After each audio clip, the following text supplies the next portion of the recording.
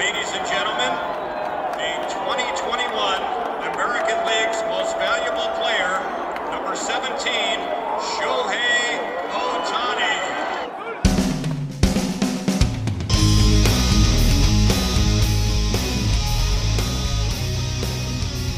Welcome to Baseball Biz. I'm Mark Carpenter, your host, and with me, of course, is Mr. Brandon Noe. How you doing, Brandon? Well, personally, I can't complain too much. It's actually going pretty good. Sports-wise, it's the exact opposite. Last night was pretty rough last night. Some nastiness, and of course, living in Tampa, it even makes it more so. But we'll get into all of that in a minute. Today, we do have some interesting news. We're going to do the MLB standings, kind of do a breakdown of each one of the divisions. And while we're doing that, we won't just give you numbers. We'll give you stories.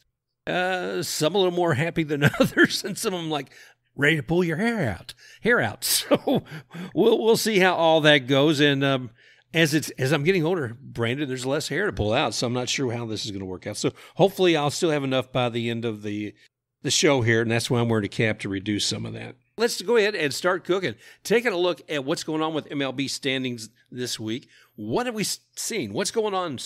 Kick off with the American League East. All right, in the AL East, the Yankees, they still lead that division at 21-8, and they kept their hot start going, and they've actually won last night against the Blue Jays, which controversial game a bit with the umpiring. We can probably touch on that more in a little bit, but they still lead that division. 4 games behind them is the Rays at 18-3. 5 back are the Blue Jays, 17-14. Orioles moved up to 4th. They are 13-17, 8.5 back. And the Boston Red Sox, 11-19, 10.5 back. Okay, let's dissect some things here. And as you mentioned at the very beginning, yeah, the Yankees are right up there. You know, they got their 21-8. And it puts them up there at the top. I mean, there's a couple other teams out across the different divisions, and we'll talk about who are doing, equally, I guess, as well. But last night, today's Wednesday, by the way, talking about Tuesday night and Yankee Stadium, and the Blue Jays are there playing the Yankees. And by gum, man, I'm pulling for the Blue Jays. I've really got a lot of heart for them. I know I'm, quote, a Tampa Bay fan, but the Blue Jays is just exciting. And yet they're in Yankee Stadium.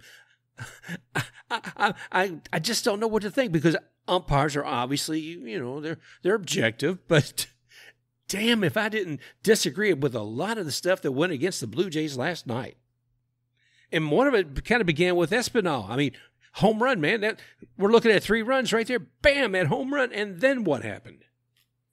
Yeah, I believe that they originally called it a homer, but then they reviewed it and it turned out to hit off the top of the wall. So they kind of got their joy taken a little bit away from them right there. Yeah, and I don't even know. I mean, some of it, there was hello, who's calling me? Somebody now? Yeah, I remember my first day on radio. I heard that once and I've been waiting to use it. Oh, that's perfect, dude. That is so real. And I thought I turned down all the sound. Oh, well, so much for me. I've had that in my back pocket for a few months now. Okay. Yeah, make sure mine's off so you can't do it back. Okay. All right, I may have to come cut some of that anyway.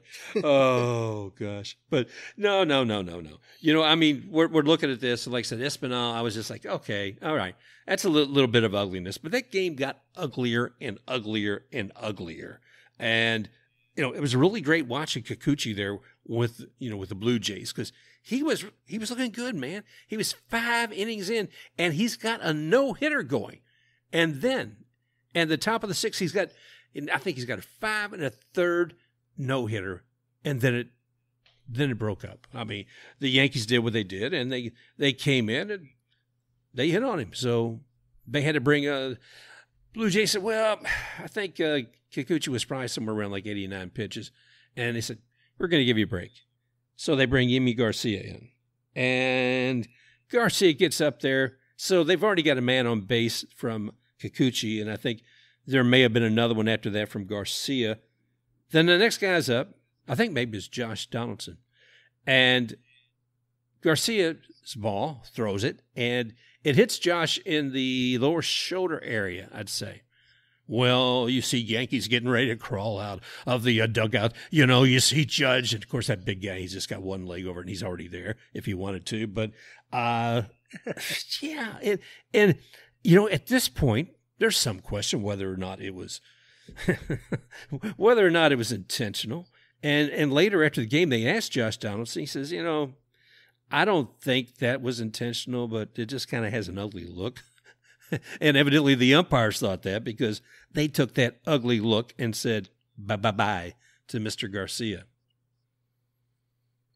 Yeah, I didn't think much of it. I thought it was a major overreaction by the umpires and, you know, another overreaction by the Yankees who, you know, God forbid, if you even pitch close to them inside, they'll think that you're after them. Oh, yeah. We should know. And I don't think he should have been thrown out. I thought it was a major overreaction, and he had a right to be upset. The pitching coach even got thrown out, too. And, you know, you thought that would have been it. You know, they overreacted. We'll move on from it. But that wasn't the end of it, I guess. No, you know, I would have thought that it would have been.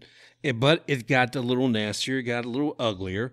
And as things progressed, I guess it's the next inning, and Bo Bichette's up. And it seems like the Yankees are throwing at his head. You know, he jumps back. It would have been right underneath that little chin. It would take that little bit of hair that he's got down there and shaved it right off. But he was smart enough to move out of the way. No warnings were issued there. Of course, you know, no warnings were issued to Garcia. You just threw him straight out.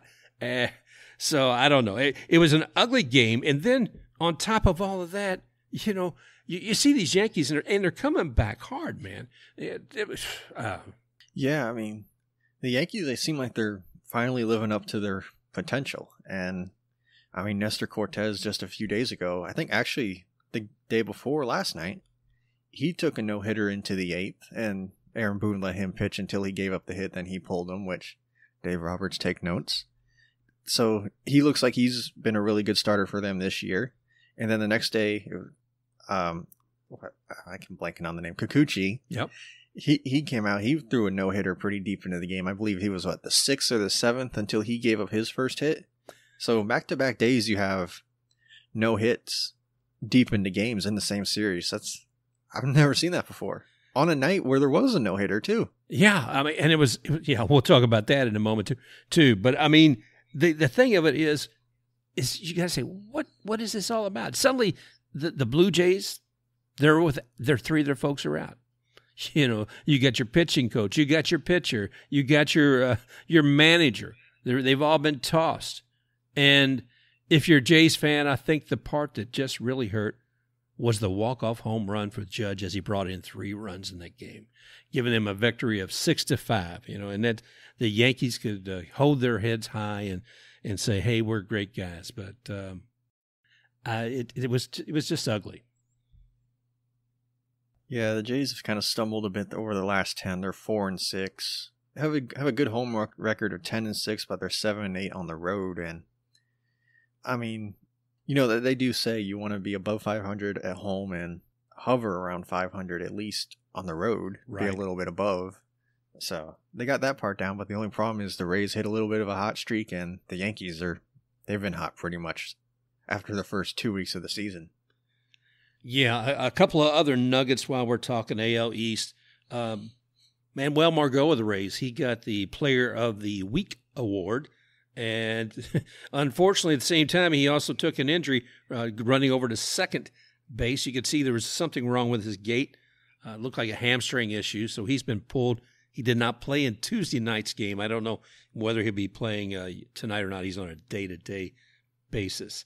And looking at, could you believe the Red Sox are actually in the basement, man? That kind of blew my mind. The Orioles are, they're doing okay for Orioles. They're not last. But it's been, like I said, it's been a crazy week in the AL East. So take us on. Do you have any other words of wisdom to share with us about this?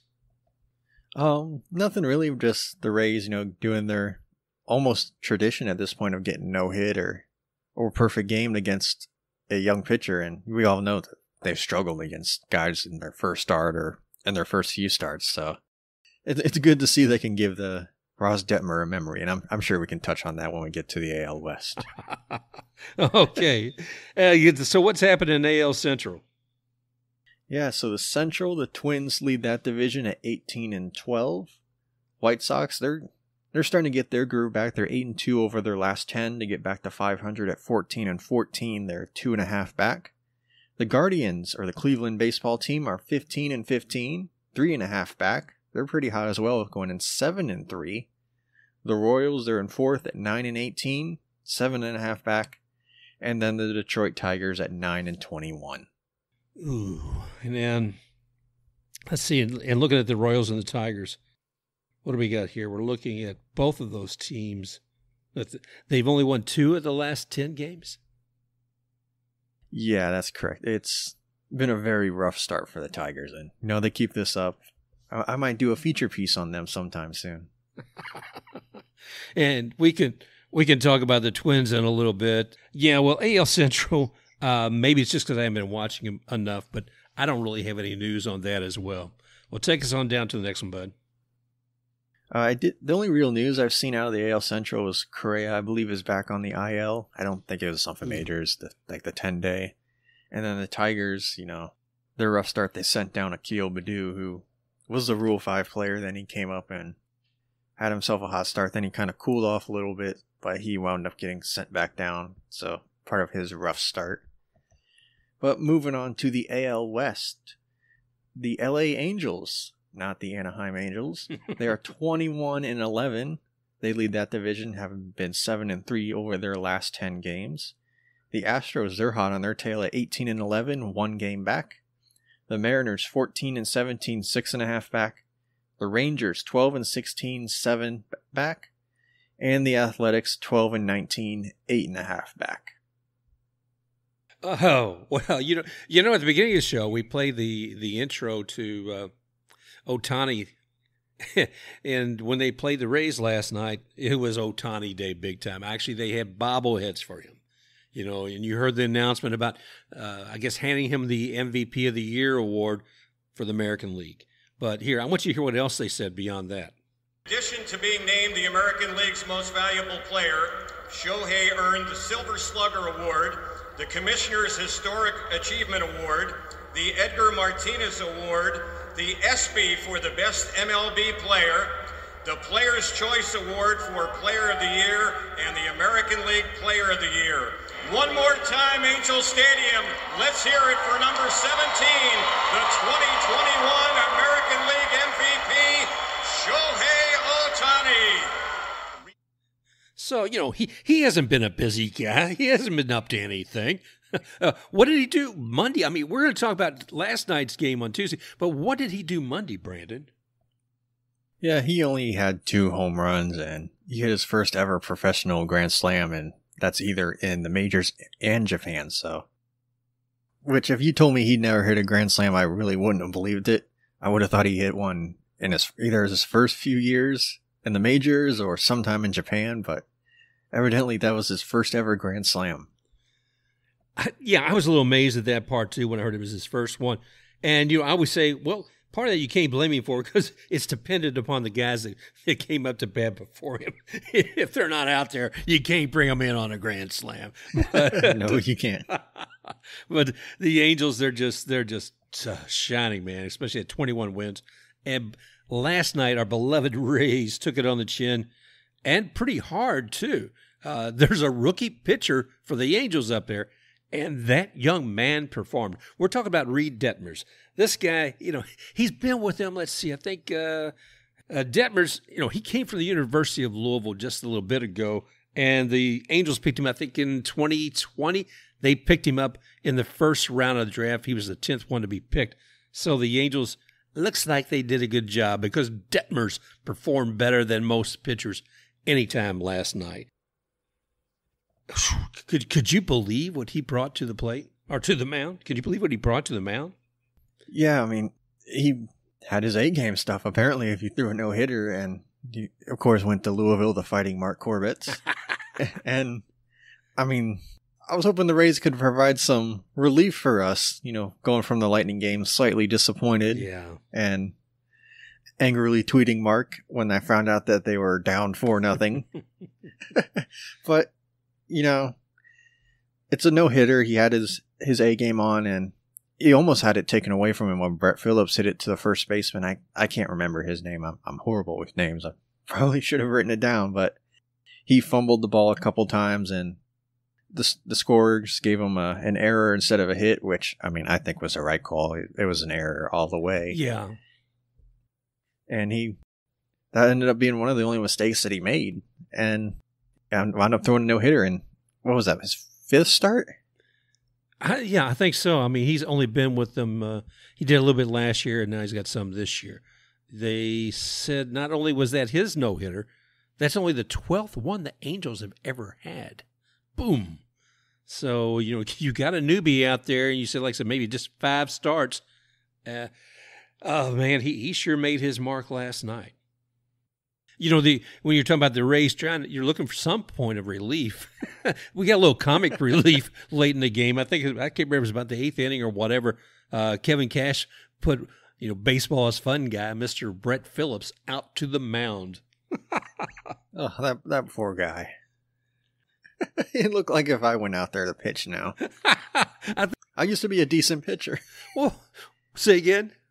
I used to be a decent pitcher. I mean, I wasn't like a star or anything, but I wasn't bad, but I haven't thrown a baseball in years, and I imagine that's probably what it looked like now. Well, I think Cash needs to make you the 27th man sitting on the bench out there ready to come out in the game at any time, Coach. So he could have done. I'll do that. League minimum. I'll be the punching bag if you need it. Oh gosh, Doug. Well, it was an interesting game to watch, and kudos to Reid Detmers, man. It's a fantastic game. Young guy doing that. It makes the game that much more exciting. But like you said, there were other no-hitters going on, or at least close to no-hitters. If we look at the Astros, Justin Verlander. Wow. Yeah, I mean, that flew under the radar. I thought, that would have gotten a little bit more mention considering it's, Justin Verlander, a future Hall of Famer. But, I mean, we had, like we said earlier, Kikichu and Cortez in the same series, back-to-back games, took no-hitters very late into the game. What's up with this trend of no-hitters or almost no-hitters we got going? Yeah, I don't know, man. I tell you what, it's exciting. There's been some great pitching in the AL West overall. Pitcher of the month, went to Logan Gilbert with the Mariners. I mean, he's been pulling some magic out there. Speaking of magic, he grew up out there near Orlando. But he brought the magic to the mountain, continues to, and he trained out here in Florida, down at Plant City's Florida Baseball Armory. So, he's got a lot of close connections to this area. But he's been fun to watch too. So another fairly young gentleman out there doing a fantastic job from the mound. Wow, he's from our neck of the woods. Yeah, man. More your neck of the woods, but from our area. That's right, from our area. If you're in Florida, there's just so many great talents that come out. I think about in Tampa, of course, Pete Alonso. You talk about the manager of the Rays, Kevin Cash. We're talking about Brett Phillips. He's from the area too. We're not going to go ahead and go ahead. Kyle Tucker with Astros. He went to Plant. And who's the guy? Geez, there's another fellow who went to Jesuit. McCullers. Thank you. McCullers, too. So those are just some of the folks from around here. But we will shout out Richie Martin, who went to the same high school as me. I didn't go to school with him, but it's same school. Well, there's a lot of talent out there from Florida, but we're going to move. We're talking about the AL West, so a lot of those folks moved out to the other part of the country to continue their game. Well, so wrapping up the American League, anything else you can think of, Brandon? No, I think we said everything for the American League. Okay. Well, take us on, brother. We'll stay west and switch it up a little bit. Okay. Stick with the NL West. The Dodgers lead that division at 20-8. Just behind them are the Padres at 20-11, a game and a half back. The Giants just behind them at 18-12, 3 games back. The Diamondbacks 17-14, 4.5 back. They're 8-2 over their last 10, and that's not really something I expected. And in last, the Rockies at 16-14, 5 games back. So this division, Even though it's May, it's really close. Well, it's interesting because you're talking about the AL West, and now you're talking about the National League West. And I always think of both of those divisions as being very, very strong. And the NL West, I've referred to them lately as the above 500 club, because when you see all 5 of those teams, carrying that, that is strong, and stronger. But you've got the Dodgers. I mean, here we go, the team that's hoping to be the world champions again this year. The Padres, Giants, Diamondbacks, and as long as we're talking about Diamondbacks, there was a little fun that went along with that, wasn't there? Oh, yeah. A little creepy fun if you ask many people. It's kind of uncomfortable to watch, but it's something that we'll remember for quite some time. Yeah, so we're talking specifically about the umpire Don Bellini and his little moment with none other than Madison Bumgarner. It was interesting because what had occurred is, I think Bumgarner had actually had some issues with one of the other umpires, and said something. And as he was finishing for the inning and stepping out, another umpire, Don Bellini, came up and checked his hands as well he's supposed to. But he holds his hand, and not once looking down at the hand, Bellini continues to massage his hand gently, or maybe not so, I don't know, and look eyeball to eyeball to Bumgarner. And all I can think of, my mind goes back to the time when Bumgarner and Joe West eyed one another, And Bumgarner, in this case, has absolutely no idea what's going on, and he doesn't even recognize Bellini's having this little session, just wondering, are you done with my hand yet? I mean, there are plenty of jokes we can make about that, but it's a family show, and I mean, the way he was just staring into him is like, are you trying to steal his soul or something? Yeah. That was uncomfortable to watch. It was creepy and kind of interesting because that umpire, when he's not doing this, he's also, I think he has part of a law firm, and he's a lawyer, and I don't know. He did apologize the next day. I'm not sure if he had to probably worked a few different drafts before he decided what to actually say. But God bless him. I could never be an umpire. And Bellini may have to reconsider that after that little session the other day with Madison. Yeah, I thought being an umpire could be pretty fun, and then it's like, I'll stick to just being a couch umpire. So I want to talk about the Diamondbacks when we get back to the NL East in a moment. So when we talk about the Marlins.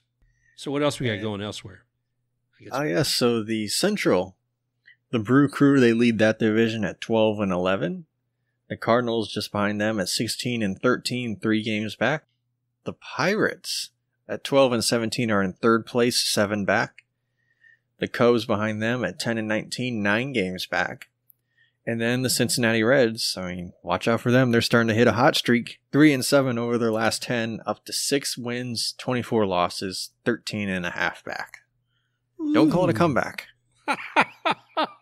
Oh gosh. So yeah, we're talking not only the Reds in the basement. I guess the Cubs are trying to chase them there with that 2-8 record for the last 10 games.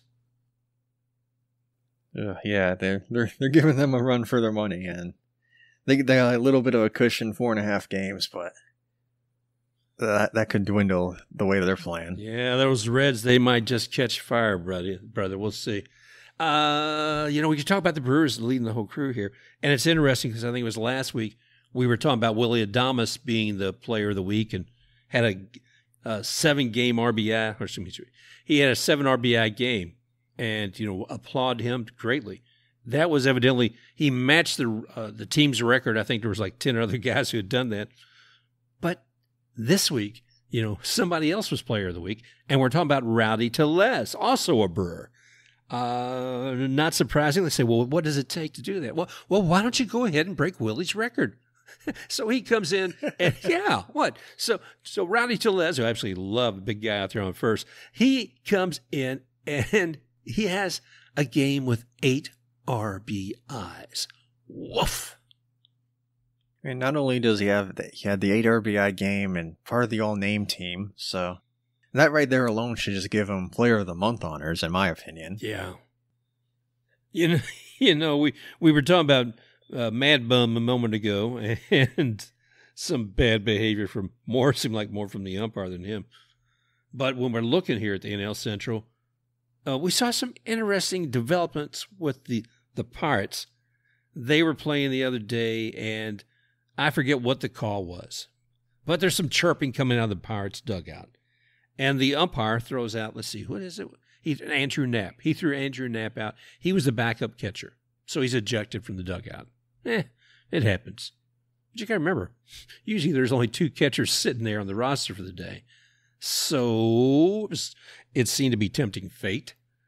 Roberto Perez, he's a catcher. He's out there, and I think he's trying to steal third from second to third. And as he does, he loses his footing and he returns to second, but he doesn't do it easily because when he loses his footing, he must have done something terrible with his ankle. He actually crawls back to second to be safe. But man, you can tell he's in an anguished face to get there and in great pain. They wound up having to actually walk him off of the field, and put somebody else in his place out there. But the one thing they really couldn't put in his place was when he's playing behind the plate as the catcher. So, Mike Perez, who's in the minor leagues, they can't bring him up, at least not at that moment in the middle of the game. So they had to go to position player to play the rest of that game. And I don't know, man. I'm wondering about all these ejections from people who are in the dugout. I mean, threw out Montoyo, and Knapp got threw out. I guess, I'm sorry, we're in the no chirping zone, and I don't know if there's thinner skin or maybe Andrew got really nastier than I thought. Who knows? Yeah, I don't know what was said at all, but I mean, losing both your catchers, that's like a nightmare scenario. And it's not like the NHL where you have an emergency catcher when you could just throw the guy out there if you lose both of your goalies, like they do in the NHL. Yeah. And the catcher, it's not like any other position where you can just, hey, you go over here just for this game. The catcher is really important because, I mean, you got to have the chemistry with the pitcher. You got to know, how their pitches handle, and you got to know the signals and be able to call a game. So it's not really something where you can just throw somebody in there and expect them to perform at a good level, like you can maybe move in, a second baseman up over to first just because they need somebody to play first. Just even think of the physicality of it.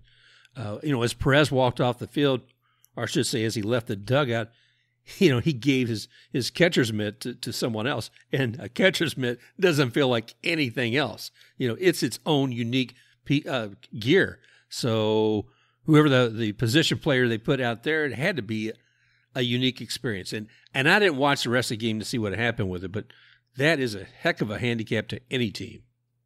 Yeah, I've only played catcher once, and I never wanted to do it again. I mean, I just like having just the one glove. The normal glove is good. Catcher's glove completely threw me off. All the padding threw me off. The helmet, I didn't really like wearing, so I'd stick with playing second or short. That's fine with me. Well, think about me. Second or short, I won't say that it's a safe position from getting hit by a ball, but how many more concussions do catchers have than somebody who's out as a regular position player? And you say, well, I'm not afraid of being hit by a ball, but damn it, they're coming directly at me with every pitch.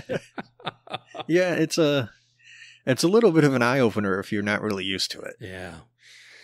Well, Eddie, we'll see how that develops, and hopefully that young man they brought up is going to be able to do a good deal for them. And we also hope that other Perez mends quickly. So God bless him. Shall we move to our final division, Mark? Please do, sir. All right. And we will end the rundown in the NL East. The New York Mets lead that division at 21-10. The Braves, a bit of a ways back at 14-17. They are 7 games back. And they actually have a tie for third place between the Phillies and Marlins. Both are 7.5 back at 13-17. And the Nationals, 10-21, 11 games back. You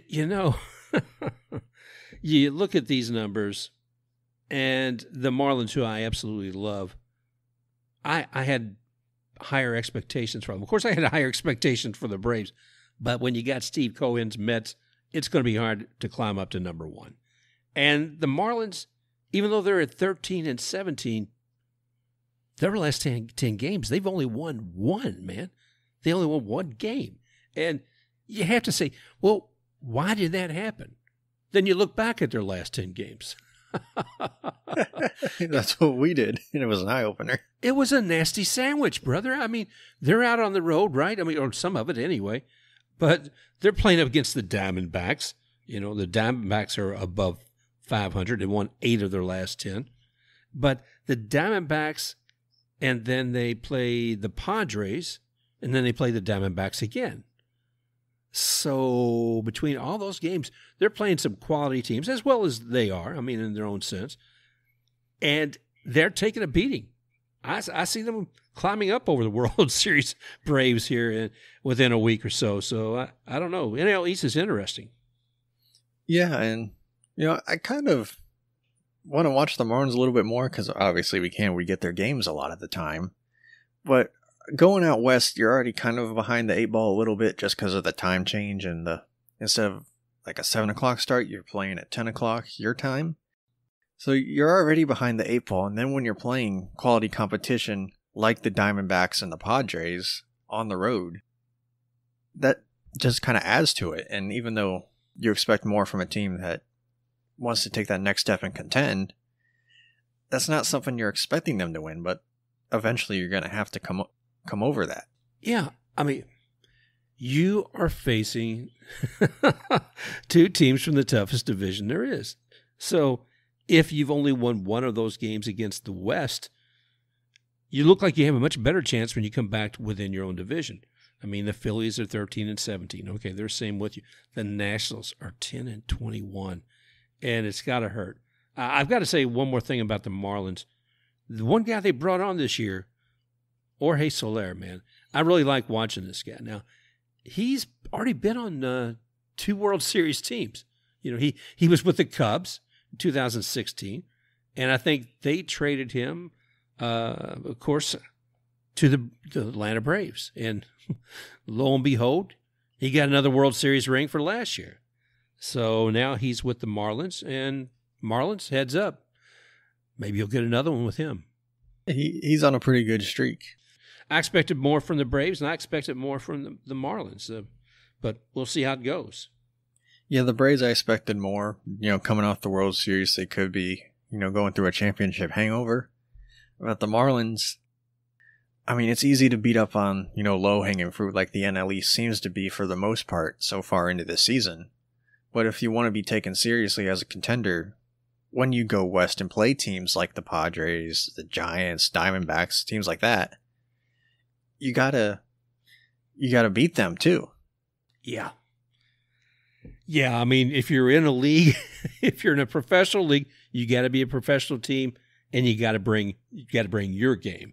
The general managers have to put a good team out there, and the owners got to put up the money to get them. And that's just common sense. But some teams like the Reds and Cubs seem like they've abandoned that idea this year.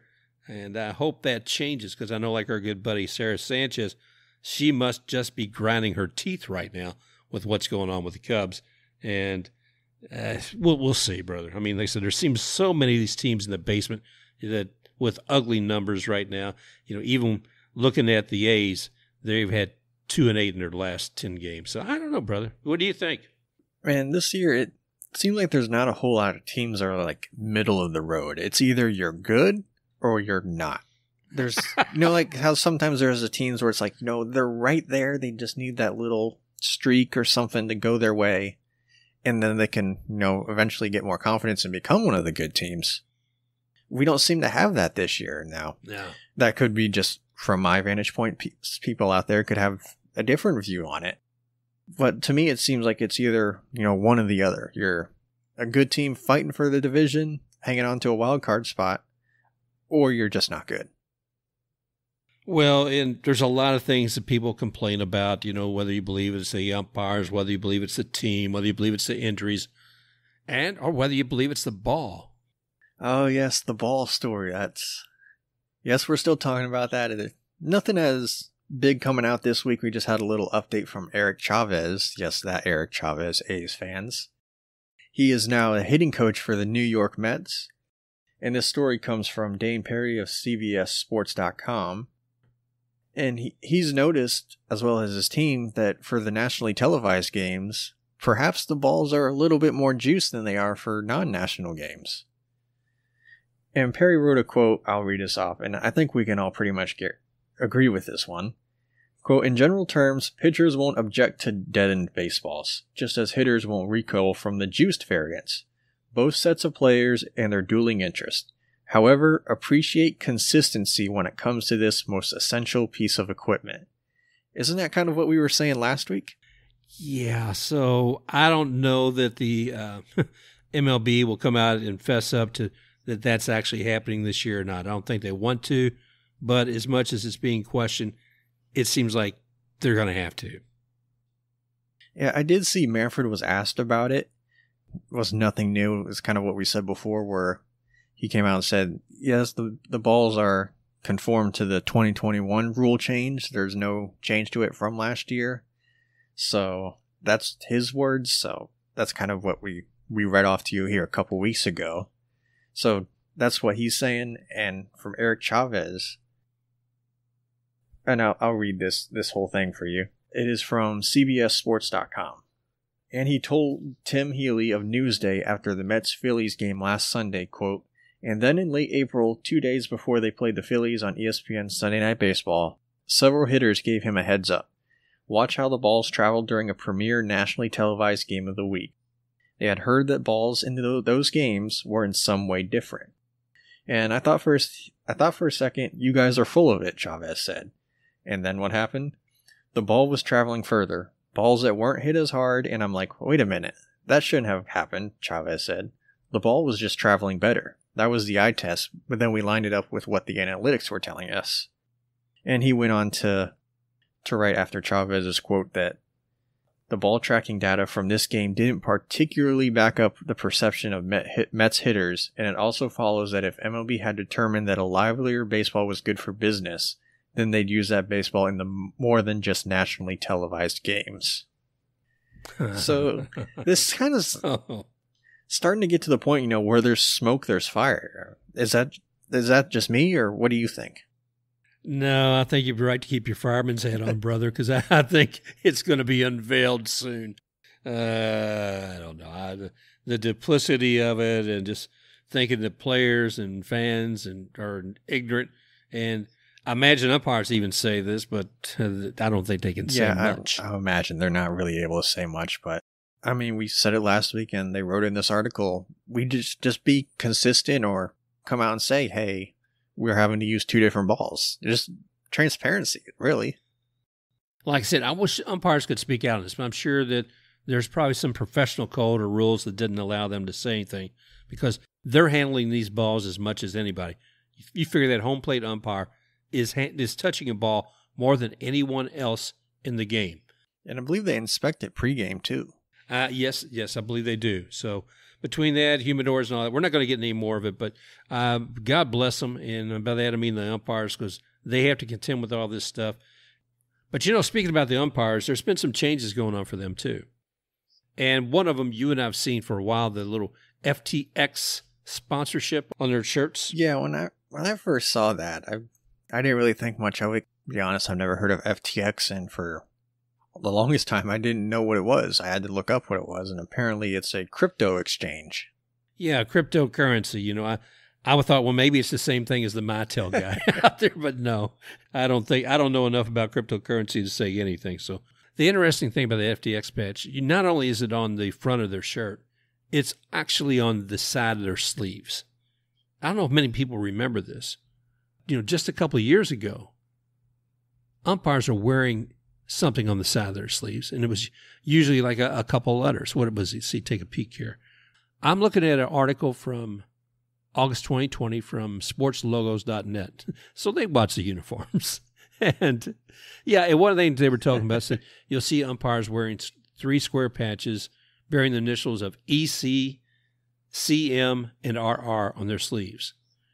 And what those were about is the memorial patches. They were paying tribute to 3 former MLB umpires who've died since the end of the 2019 season. So a sleeve that was being used to commemorate, umpires who have passed, which I thought was great, that is no longer there. And if I wouldn't say it's sacred, a place like that, but it does. It has a special meaning. And to slap a promotional ad on top of that, to me is I don't know what I want to say. It's not nice. I think it's almost disrespectful. So I was fine seeing the little FTX on the front. It jarred me a little bit, but I said, okay, fine. But when I saw him put it over the sleeve where umpires had used a place to respect past umpires, those who had passed away, I just felt like that was a wrong move. Yeah, to me, in stick and ball sports, sponsors on a jersey or a sweater or anything, that's more greed than actually trying to make money or support extra funds for on ice or on the field. Unlike, motorsports, where the reason they have all those patches, you can make fun of them all they want, but that's what keeps the lights on, and that's what allows you to put a car out there on the track. So there's a bit of a difference between the two. And, the NBA, I believe they were the first to do it, where they had the sponsors on their jerseys. And then the NHL, I believe it was last year, they added it to their helmets, which, I don't really notice it. I kind of prefer the way it was. And now apparently MLB, I don't remember, did they add it yet, or are they adding it next year, where they're going to add sponsors to the... I think that's next year. I'm not sure. I guess that'll be one more collectible item, whether you have a shirt with or without a certain sponsor on it. So MrSportsLogo.net may have a whole other story. Maybe we ought to reach out to them. It might make for an interesting show. So the whole idea of branding and how you brand it, what's acceptable and what's not, is actually determined not just by the professionals, but what society's willing to accept. I can tell you from my own experience, as somebody who enjoys the Derby, being from Kentucky, but I think everybody does, I first heard years ago that they were going to have the jockeys wearing some kind of sponsorship on their clothes, on their silks out there. And I thought, I don't know about that, but I don't think jockeys ever get paid enough anyway. It finally emerged, and now I'm not sure if they're getting paid for it or who's getting paid for it. But in the Kentucky Derby, it was interesting to realize that Progressive had sponsored at least, I guess, 10 of the jockeys out there. So if you look down their leggings, you would see Progressive written down in a vertical line. I don't know, man. You see all these coming up and all the different ways of branding and marketing. I feel like I'm inundated enough with commercial messages all day. I think commercials are a little bit annoying, but I mostly just use them as like a snack or a bathroom break. And I don't want to see jerseys or anything covered in sponsors. I know there's a junior hockey league that does that, and it's an eyesore. It's ugly. I don't ever want to see that come to the NHL or any other major sports. Motorsports, I'm used to it. That's the way it's been since the beginning. That's how you race. Exactly. In NASCAR, like I said, I expect it. And to me, if I don't see 20 different labels on somebody's racing outfit, I'm like, well, I guess nobody likes them. But or they're not good. Yeah, so I don't know.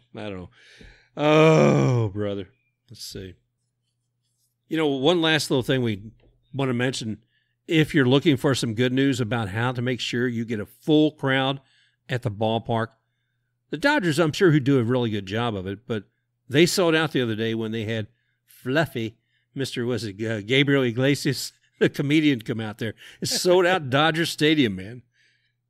And that's really impressive as a comedian to sell out a stadium like that. Any act, if you can sell out a major sports stadium, is impressive, but I usually don't think of comedians doing major stadiums. No, I think it's a Netflix deal, which I'm just wondering how the sound's going to work with that. But it begs the question, if you can sell out a crowd like that, can you imagine if your team is, your attendance isn't everything that you want, and say, hey, maybe we can get Gabriel Iglesias to come. Maybe do a post-game piece. No. I tell you what, we'll have him come, and during the 7th inning stretch, He can do 5 jokes,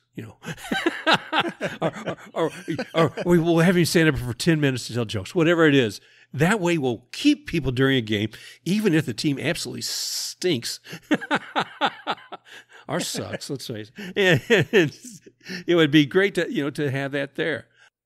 I mean, the Rays used to do it all the time. They would do post-game concerts. And, towards the end, it wasn't as good. But I remember in the beginning, they had some really big acts come in. I mean, they had Avril Lavigne, Train, Bret Michaels. Those are some pretty big names, too. I want to see Brett Phillips sing. I don't know. I'd like to see him tell jokes just to hear There him you laugh. go. Maybe we'll get Country Joe to come to one of them. He can sing as well. But I'll get you tickets for that. all right. Okay, brother. Well, we've destroyed another week of baseball, but it's always fun. And, there's got to be humor involved. I'm glad to hear Gabriel Iglesias was out there and he sorted it out. I still think we got some good ideas here. So, Brandon, make sure you write all this up, and we'll send it once again to Rob and say, Mr. Manfred, if you like the idea here about putting comedians in there for the 7-inning stretch, just make sure, you send a little money. Brandon's in my way. Oh, yeah. I gave him a few ideas with the fantasy stadium ideas a few months ago. And the first idea was free, but the rest from here on out are going to cost you a little bit. All right. Okay. Go ahead and give us a wrap here, Brandon. All right, everybody. Thanks for listening to us again. Hopefully we didn't scare you off too bad. And you can follow Mark at TheBaseballBiz, and I am at SportsBlitzPod on Twitter. And you can find us on Apple, Stitcher, Spotify, iHeart, pretty much anywhere where you can find podcasts, you can find us. Remember to like, rate, review, subscribe, spread the word about us, and we'll see you next week. Thank you, everybody, and hope you all have a wonderful week. Special thanks to XTakeRUX for the music Rocking Forward.